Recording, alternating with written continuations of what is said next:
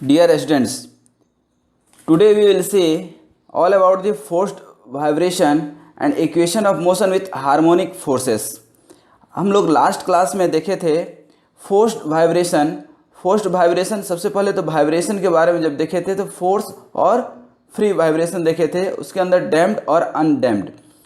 Last class में हम लोग वेरियस सोर्सेस ऑफ एक्साइटेशन, क्योंकि फोर्स्ड वाइब्रेशन क्या है, the vibration where the amplitude is maintained due to the external forces f sin omega t is called forced vibration। उसमें various sources of excitation हम लोग देखे थे, जिसमें कि थर्मल इफेक्ट, एरोजेनेंस, defective mating parts, bent shaft, bearing, turning moment, magnetic effect and non uniform distribution of the load, ये सब हम लोग देखे थे। आज हम लोग देखेंगे equation of motion with the harmonic force. जब इसके ऊपर हम फोर्स लगाएंगे, that is the forced vibration, this force will be F sine omega T, F sine omega T. अब यहाँ ध्यान दीजिए, यहाँ पे जब आप फोर्स लगाएंगे तो इसका डिस्प्लेसमेंट कुछ होगा। अब this displacement, this is the spring, this is the damper, ये हम लोग समझ चुके हैं। तो consider this spring, mass and damper system while a harmonic force of frequency omega and amplitude f acts on this system. Suppose this mass m is displaced from its equilibrium position, ये आपका equilibrium position है, the displacement is x, the displacement is x, then you can draw a free body diagram of this mass m, where downward force is f sin omega t that we are applying, and the upward force is cx dot, and damping force and kx spring force. Now we can make the equation, हम लोग पढ़ चुके हैं जब free vibration होता था तो simple equation हमारा होता था mx double dot plus cx dot plus kx equal to 0 for free vibration. ये क्या था? Free vibration. अब हम फोर्स्ड वाइब्रेशन का जब इक्वेशन लिखेंगे तो यही इक्वेशन में जहाँ जीरो फोर्स था, अब क्या आ जाएगा, F sine omega T, that will be equation for mx double dot plus cx dot plus kx equal to f sin omega t। This will be equation for the forced vibration. ये क्या हो गया, equation for forced vibration. अब इसका जो है आप ध्यान देंगे, this is basically second order differential equation with constant coefficient.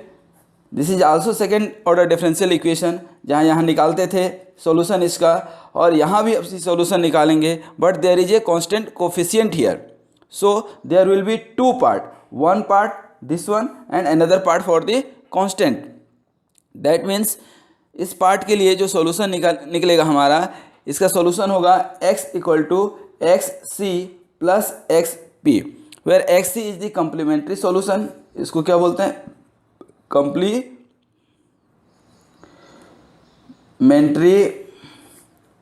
Solution, और इसको बोलते हैं पार्टिकुलर सॉल्यूशन।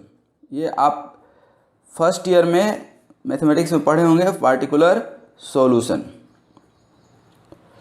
अब एक्स सी क्या हो गया, एक्स सी किसके लिए हो जाएगा, आपका फर्स्ट फेज जो है M X double dot plus C X dot plus K X equal to 0, इसके लिए हो जाएगा। और जब एक्स पी का सॉल्यूशन क्या हो जाएगा, ये एक्स सी हम लोग ऑलरेडी निकाल चुके हैं डिफरेंट फिनोमेना के लिए, नेचुरल फ्रीक्वेंसी और जो भी था इसके लिए हम लोग निकाल चुके हैं। अब ध्यान दीजिए, एक्स पी के लिए सॉल्यूशन क्या हो जाएगा,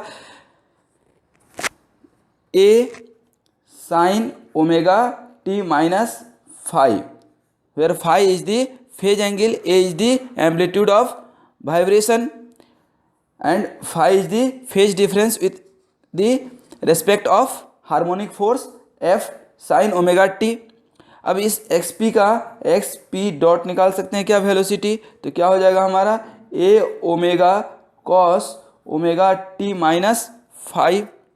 और यदि इसको हम लिखना चाहें तो ये भी लिख सकते हैं, कॉस को हम यदि साइन में चेंज करना चाहें due to similarity of this equation, क्योंकि हमें एक ग्राफ खींचना है तो ग्राफ में तभी हम खींच पाएंगे जब सारे फंक्शन साइन के टर्म में होंगे, otherwise you can not draw the graph. तो यह हमारा ए ओमेगा और sign omega T minus 5 plus pi by 2 लिख सकते हैं, क्योंकि sine pi by 2 plus theta cos theta होता है।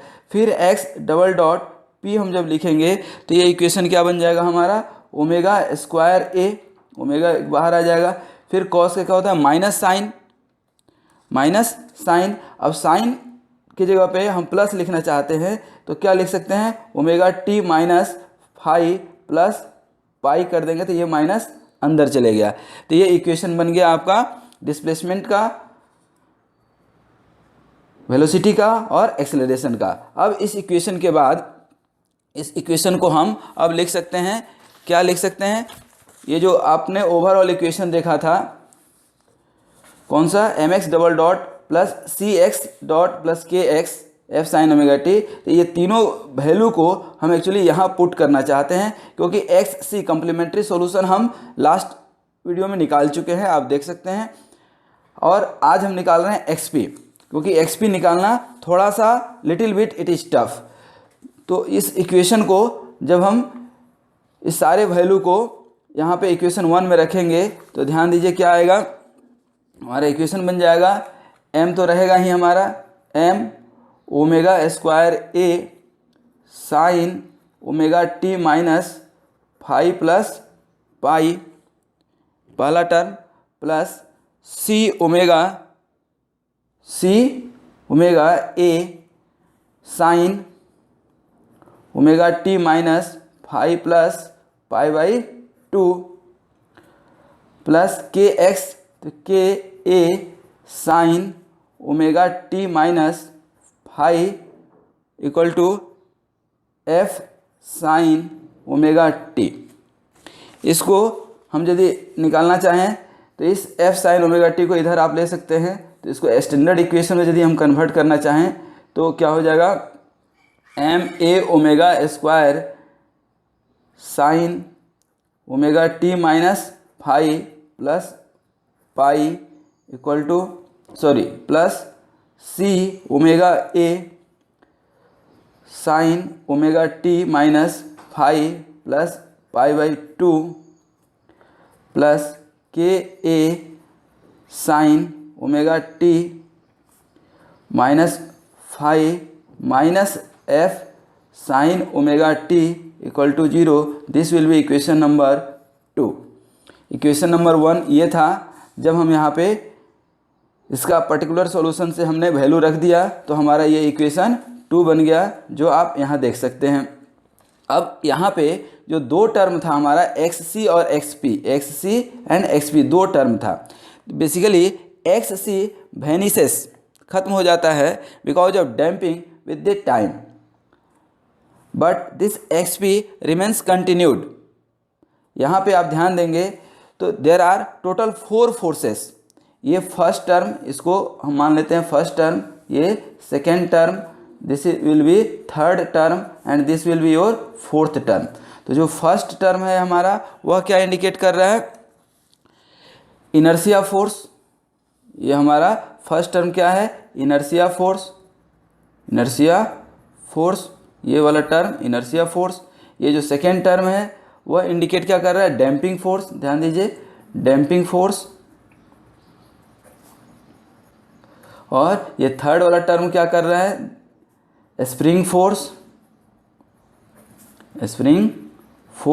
और ये फोर्थ टर्म इंडिकेट कर रहा है आपका हार्मोनिक फोर्स, जो हमें निकालना है, हार्मोनिक फोर्स, क्योंकि पूरा फोर्स्ड वाइब्रेशन में इसी हार्मोनिक फोर्स का पूरा खेल है।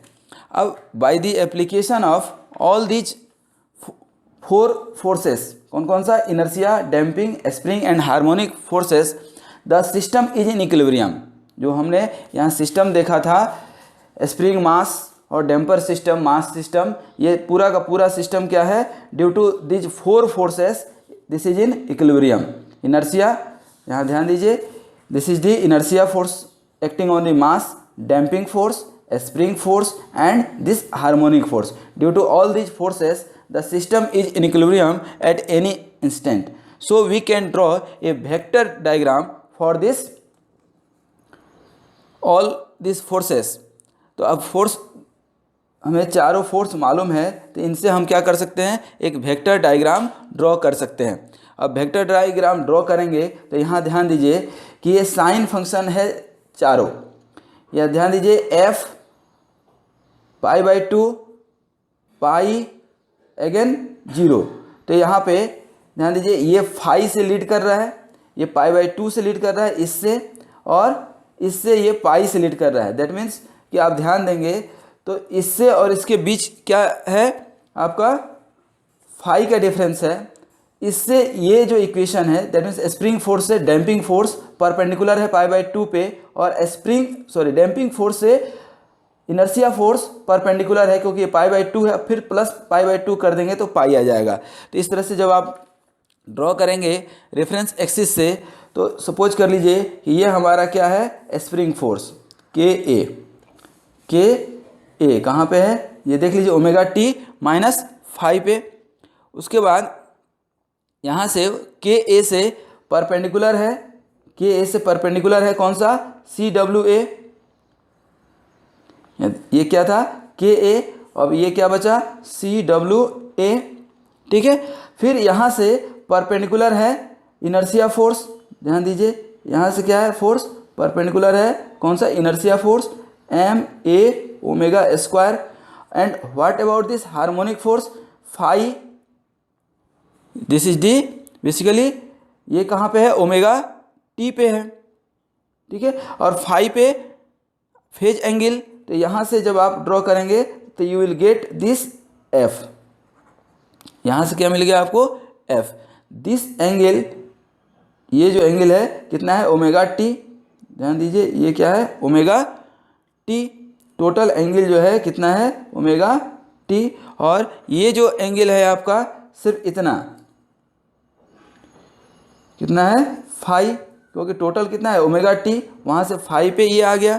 तो ये के ए इससे परपेंडिकुलर आपका ये है, CWA जो है आपका इक्वेशन यहाँ देख रहे हैं, इससे परपेंडिकुलर है इनर्शिया फोर्स, और ये आपको आकर के मिल गया। तो this is the closing curve, यहाँ से आप मिला सकते हैं।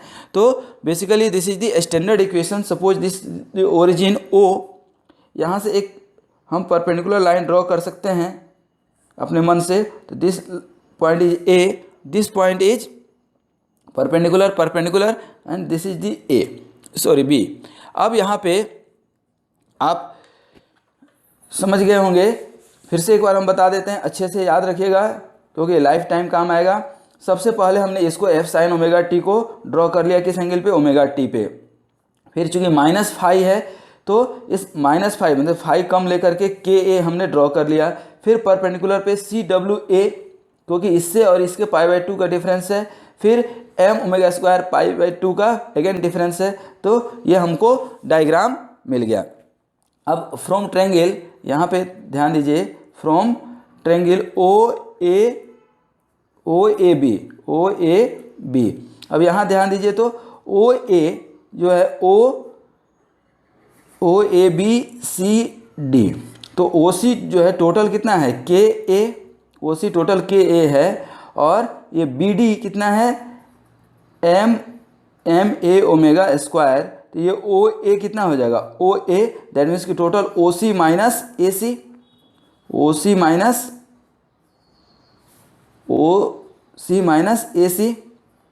और यहाँ ध्यान दीजिए ये आपका BD is equal to OC है, ये AC, ठीक है। तो यहाँ OC माइनस AC, तो टोटल OC कितना है, KA, इसका वैल्यू हम निकालना चाह रहे हैं OA का। ये टोटल कितना है, KA माइनस ये और ये दोनों टर्म, ये और ये दोनों बराबर है, तो माइनस AC दैट मीन्स कि माइनस MA² ये इक्वेशन हमारा मिल जाएगा। तो ये OA निकल गया हमारा, और ओ बी मालूम है कितना एफ, ओ बी कितना मालूम है हमको एफ, और ये ए बी कितना हो जाएगा बताइए, ए बी कितना हो जाएगा सी W A, C W A. तो from triangle O A B can I write O B square equal to O A square plus A B square, hypotenuse equation.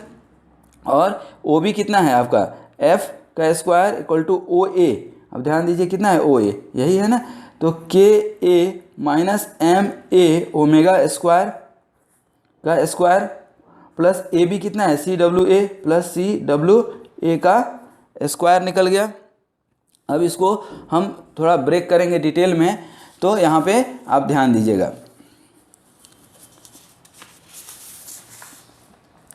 अब यहाँ पे ये आपका f आ गया।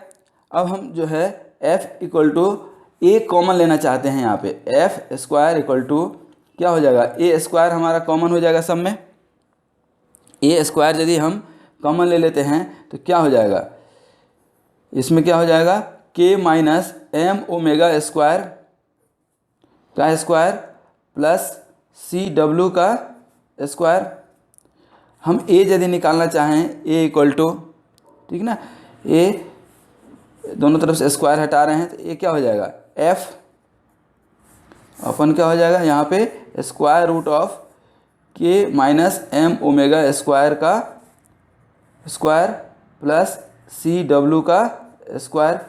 यहाँ पे फिर से हम के कॉमन ले रहे हैं, के कॉमन लेंगे तो ए इक्वल टू एफ बाई के ऊपर ले गए, यहाँ से के कॉमन लिए हैं हम, तो के कॉमन लिए हैं तो ये क्या हो जाएगा के निकल जाएगा, ये हो जाएगा क्या 1 minus m omega square upon k, m omega square by k का होल स्क्वायर प्लस सी डब्ल्यू बाई के का होल स्क्वायर, ये हम लिख सकते हैं।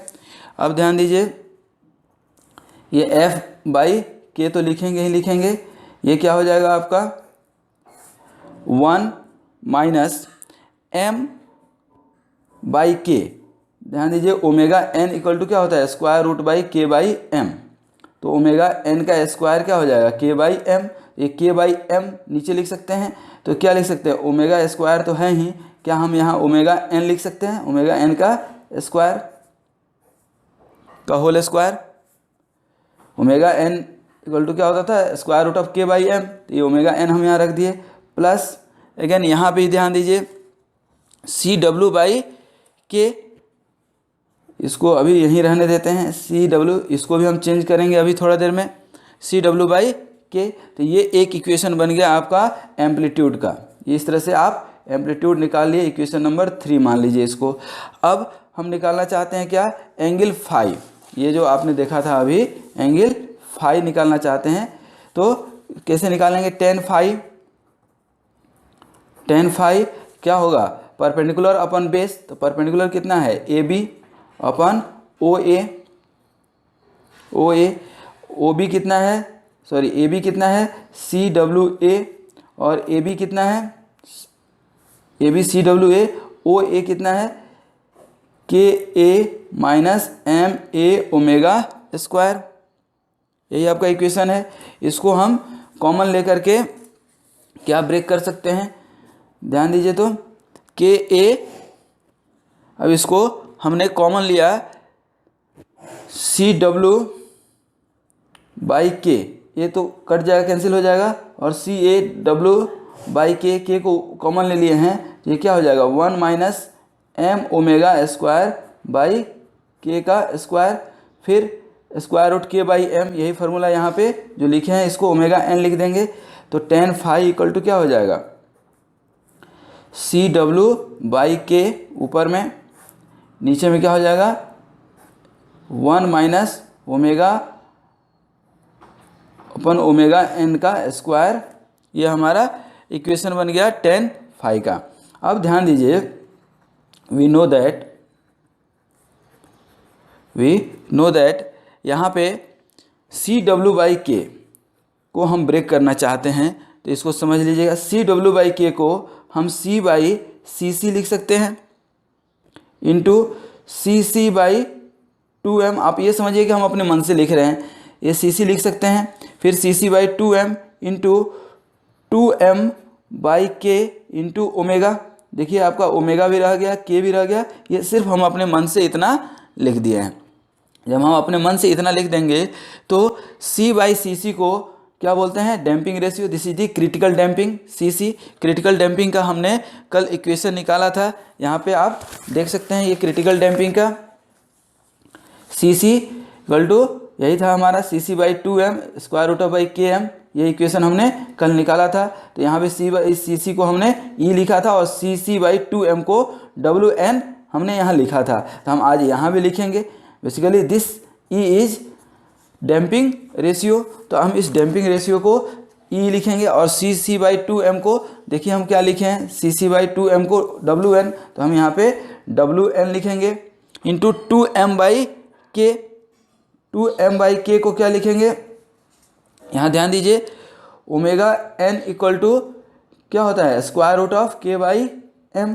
तो ओमेगा n का स्क्वायर क्या हो जाएगा, के बाई एम। इस के को नीचे लाएंगे m, तो क्या हो जाएगा, नीचे में ओमेगा n स्क्वायर, तो 2 बाई ओमेगा n का स्क्वायर इंटू ओमेगा, यही इक्वेशन बनेगा।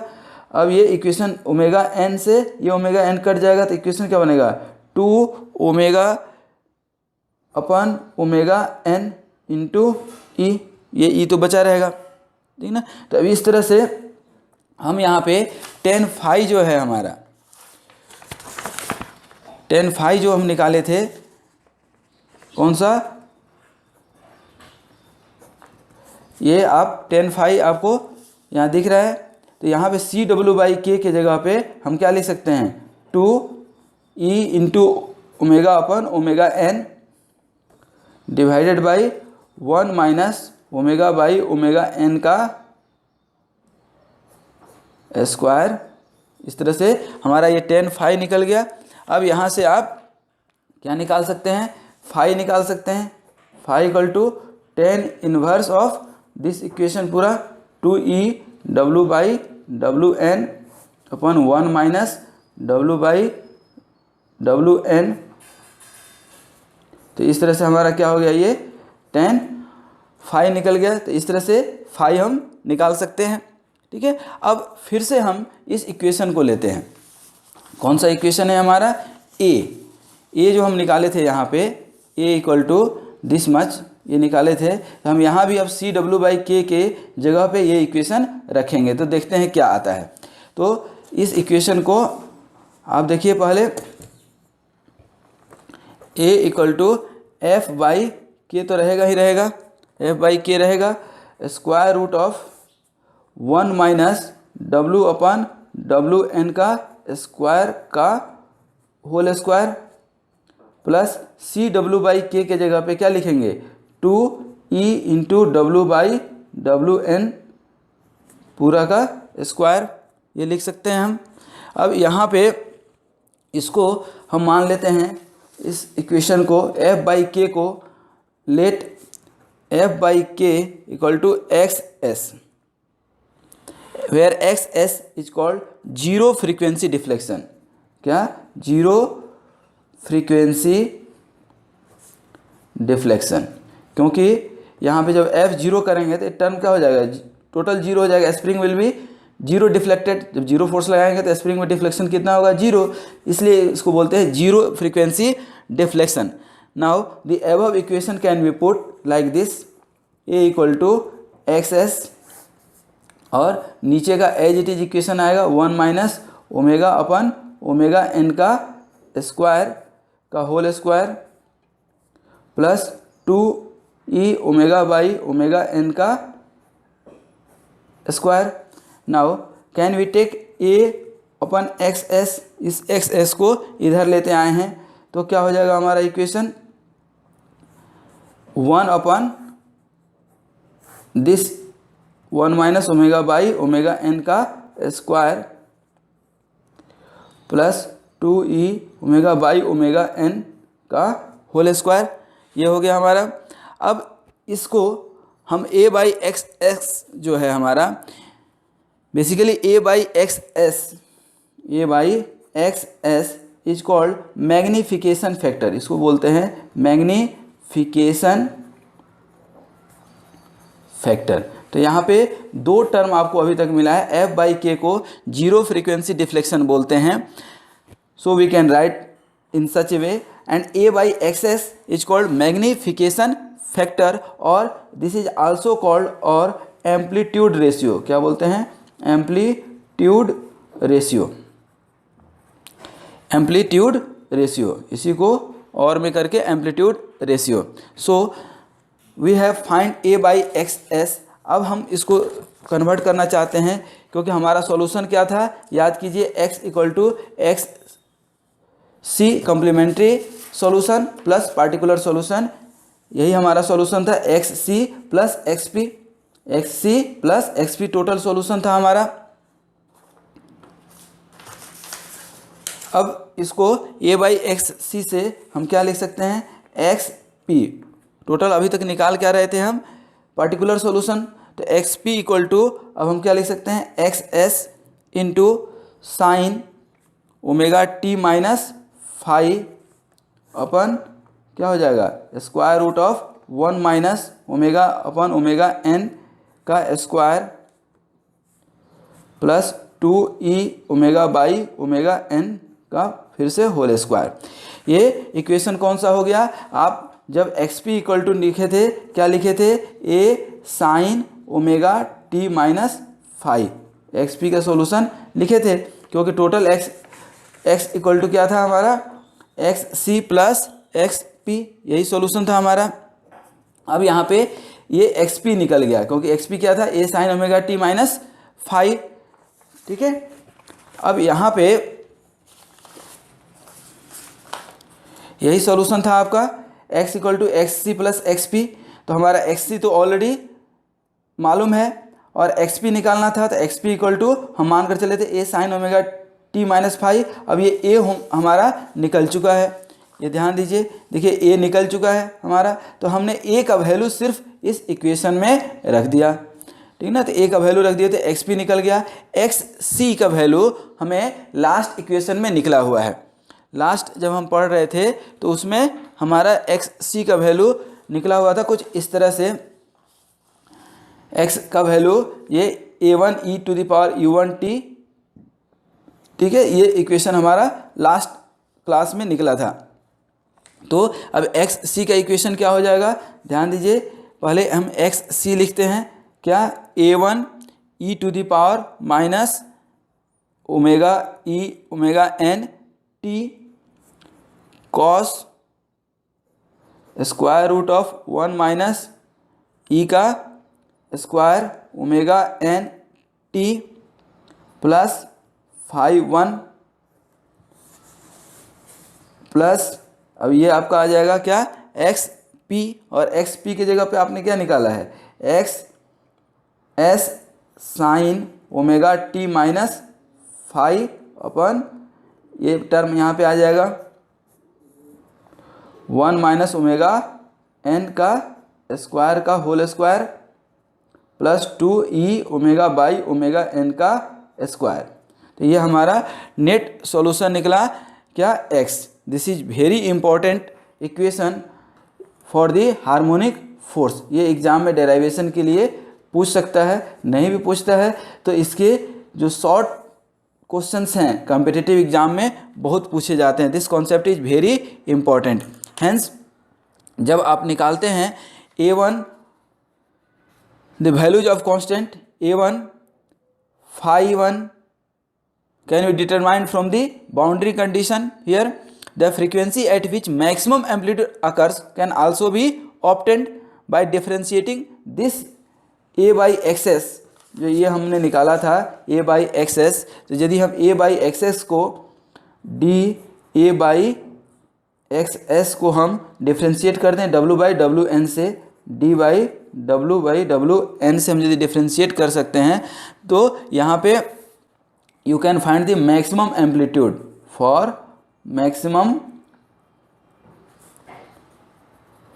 amplitude for maximum amplitude you can find this equation. तो इसको जब हम डेराइव करते हैं तो this will be equal to 0। इसको हमने डिफ्रेंशिएट करके जब इक्वल टू 0 करेंगे तो you can find W max upon W system frequency upon natural frequency equal to ये आपको निकल करके आएगा 1 माइनस 2e का स्क्वायर।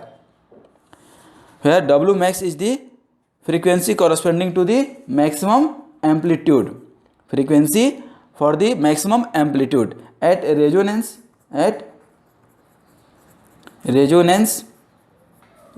में क्या होता है, W equal to WN system frequency and natural frequency becomes equal. In that case A by XS, जो आपका A बाई XS है, दैट विल बी, दोनों इक्वल हो जाएगा तो क्या हो जाएगा 0, और ये 1 हो जाएगा तो 1/2e का होल स्क्वायर, स्क्वायर रूट में 1 तो क्या हो जाएगा 1/2e। तो यहाँ पे दो इक्वेशन जो हम लोगों ने निकाला, W max upon WN for the maximum amplitude, for maximum amplitude. तो इस तरह से ये हम लोगों ने इक्वेशन निकाला किसके लिए, मैक्सिमम एम्पलीट्यूड के लिए। अब यहाँ पे आप ध्यान दीजिए, इसके लिए जो हार्मोनिक फोर्स से हम लोगों ने निकाला, तो यहाँ पे हम लोग पढ़ चुके हैं कि ये XC का वैल्यू बहुत कम होता है in comparison to this one, तो कई बार हम इसको इग्नोर भी कर देते हैं। तो अब इसके डिफरेंट कंडीशन को, जैसे ये आपका डैम्पिंग रेशियो हुआ, तो डैम्पिंग रेशियो जब 1 होगा तो क्या होगा, ग्रेटर देन 1 होगा, लेस देन 1 होगा। तो इसको हम लोग अब नेक्स्ट वीडियो में देखेंगे। तो नेक्स्ट वीडियो में आप देखेंगे कि इसके आधार पे हम लोग टोटल रिस्पांस निकालते हैं, टोटल रिस्पांस निकालेंगे। टोटल रिस्पांस निकालने के बाद हम लोग पढ़ेंगे कैरेक्टरिस्टिक्स कर्व। नेक्स्ट वीडियो जब आप देखेंगे, कैरेक्टरिस्टिक्स कर्व एंड रिस्पांस, और we can see variation of frequency ratio WN upon W with respect to amplitude ratio A by XS and phase angle phi in respect, that means graph of WN by W A by XS के साथ, इसके साथ एक बार और फिर इसके साथ एक बार ग्राफ निकालेंगे। तो नेक्स्ट वीडियो में हम लोग ये तीनों चीज़ देखेंगे on the basis of this equation only. तो अभी तक के लिए आपको thank you. Keep watching this video to understand next video. Thank you very much and keep watching, see, share and subscribe with your friends. Thank you very much.